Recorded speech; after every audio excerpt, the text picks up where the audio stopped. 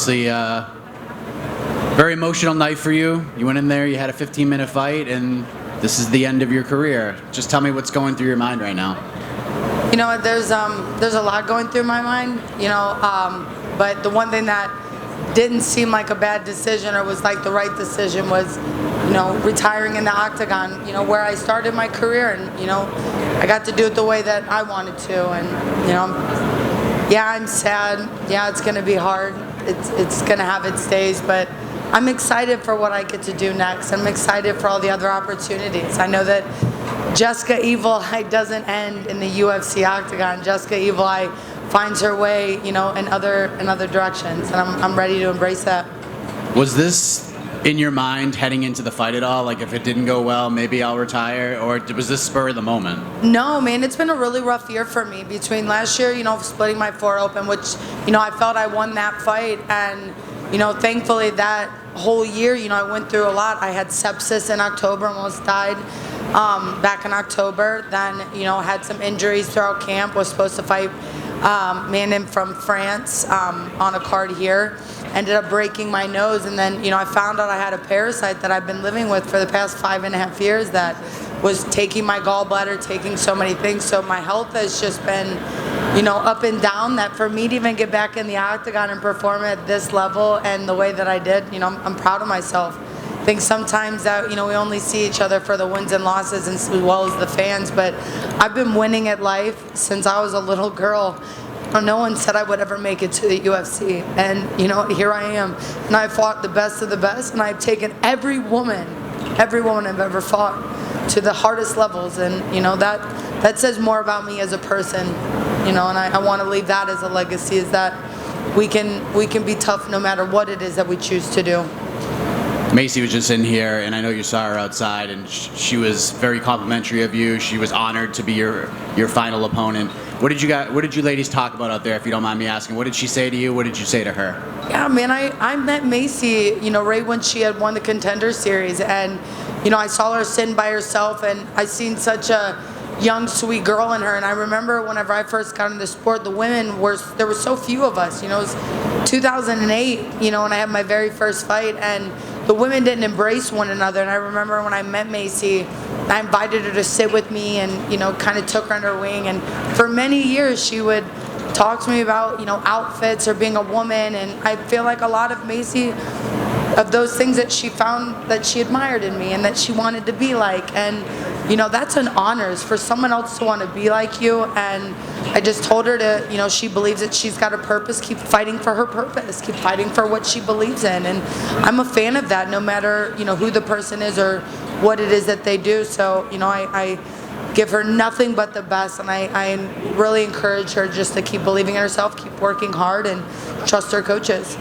Last thing for me, a couple of years from now, when we look back on the career of Jessica Eye, what do you want people to talk about? What do you feel like your legacy is going to be? And what's the moment that stands out to you the most from your career?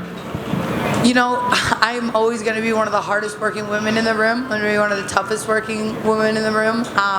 And that I've just always came to be a gamer. I'm a true fighter. I'm a true fighter through and through. No, I never finished fights the way that others did, but I was a hillbilly girl from Cleveland, Ohio that was never going to make it this far. And, here I am, retiring in the UFC, and I'm proud of myself. People come from where I come from. People don't make it this far. And I just want people to believe that no matter where they are in the world that they're watching this, that they're saying, and they look at themselves, if they believe it, if they believe in themselves, there's nothing you can't accomplish.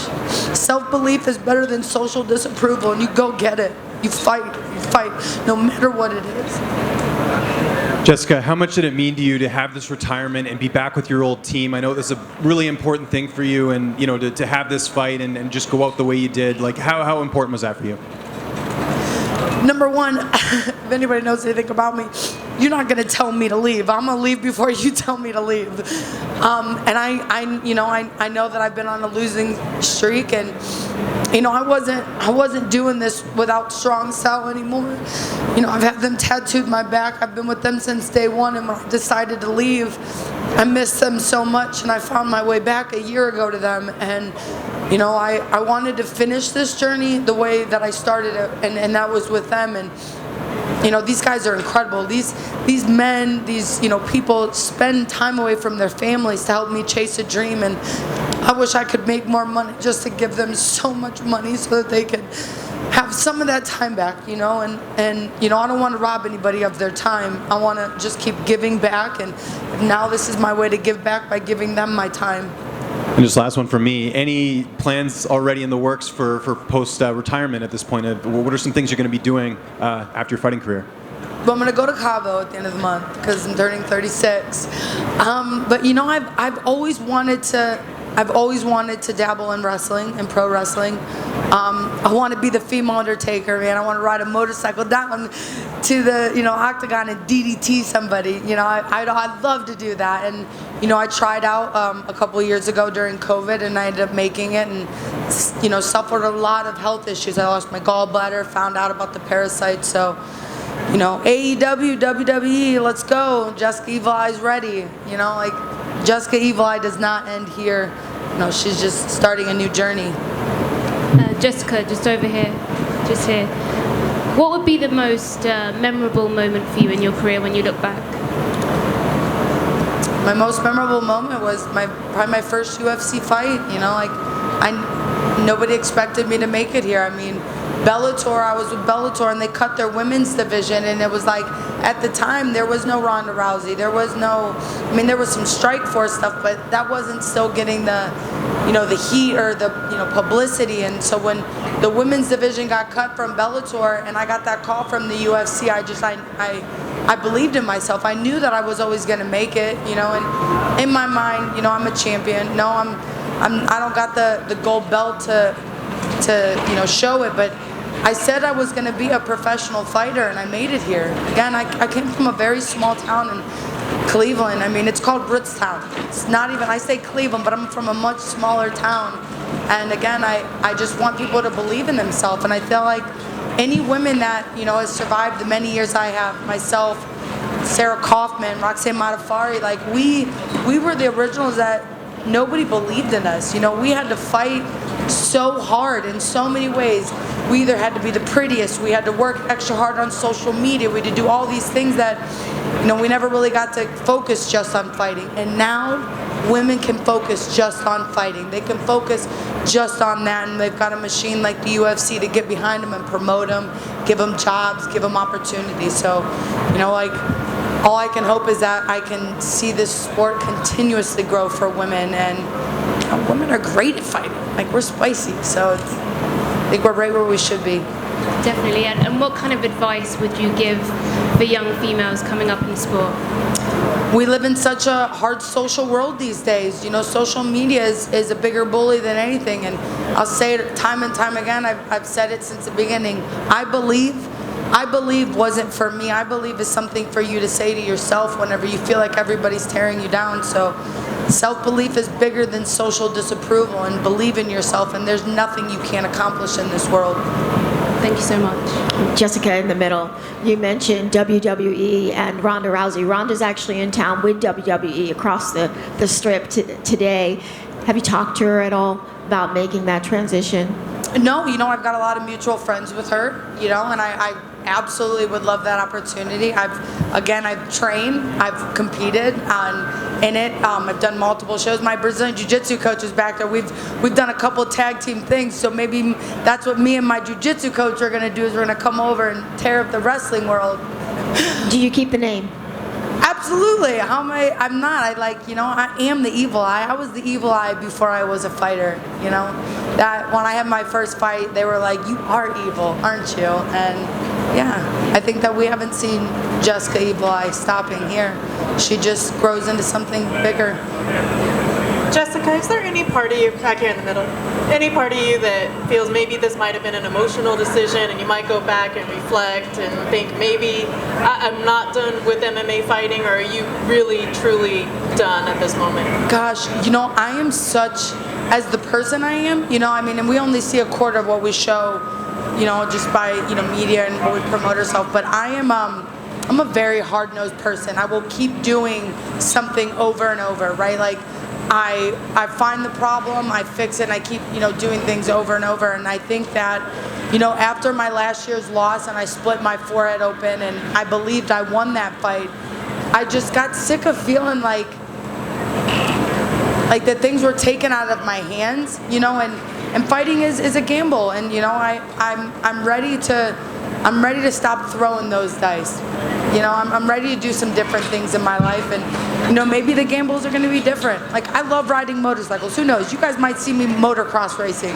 I might go to CrossFit. I might start throwing a weight up. I love challenging myself, and I wanted to retire before I got kicked out. And let's face it, I knew where I'm at, and again, I make that decision before someone else makes it for me. So last thing I wanted to do is go home in 2 days and someone says they gave me paperwork to get the hell out. So I was gone before they told me to leave. And you talked about the training that you've done for professional wrestling. How different is that training compared to what you've done for MMA? It's hard, and it's just as hard as professional fighting. And there's a lot more skill set, there's more coordination. We're fighters, we're not coordinating anything out there. And sometimes, you go through these practices and you coordinate the moves, right? You're like, hey, you're gonna do this to that person. Prime example tonight, I couldn't get my hands off. And I don't know what it was. I don't know why I couldn't get my hands going today. And even in there, and that just kind of goes to show that maybe that was just time that there's something else for me to do. I couldn't turn it over for me. I had an incredible week. I had the easiest weight cut. I passed that parasite, months ago, and my life, my brain, my skin, I found myself in much happier spaces. This was an incredible week for me. I did not see this as the end result, but when I stood there, it felt like the right thing, and I still feel like it's the right thing to do. Thank you. Congrats on the career, Jessica, and all the memories you created for everyone. Looking back, obviously in retrospect, you did fight for the gold, came up short, but what you just mentioned is the legacy you left and letting people know from your part of the world you can make it, you can succeed bigger than gold? It's just as big. It's equal, and I think we get so focused on wins and losses, right? And that's what we're supposed to do, right? Like, we are supposed to have a number one, right? You're supposed to. That's a good thing. I'm one of those people. There should be the top dog. There should be the top one. But in that creating the top dog, you got to have all these other people. You got people like me. You got so many other people that help make that platform look so perfect. And I'm proud of myself. I had a great career. I've done everything I've ever wanted to do. I did it with amazing people. I had some really great opportunities along the way. And fighting is not forever. I'm 35 years old, and there's so many other cooler things that I can do. Not cooler than MMA, but just cool. Just something different to do that I've ever done. 35, gonna be 36 at the end of the month. I had my first fight, when I was 19, 20 years old. I grew up here. This is all that I know. Excellent, thank you. And favorite fight, if I could pick your brain, which one stands out right now? Well, so I guess I'd have three. I got my favorite NAAFS fight, which was like one of my earlier years, and it was fighting outside, and I thought I got hit by a pigeon in the fight, but really it was a punch. And I went to the corner and I told my coach, I was like, "Did you see that bird? Did you see that bird come in there?" And he was like, "What?" And really it was a head kick. But I have to say then, going to Bellator, beating a world champ like Zorla Gergel, to, just having a world-class, the ability to be here in the UFC. I fought for a title and, busted off an ear before, split my forehead open, and, still came out smiling with my head up. I mean, we're fighters. This is what I signed up to do, fight. Win, lose, or draw, I signed up to fight, and I fought every single time.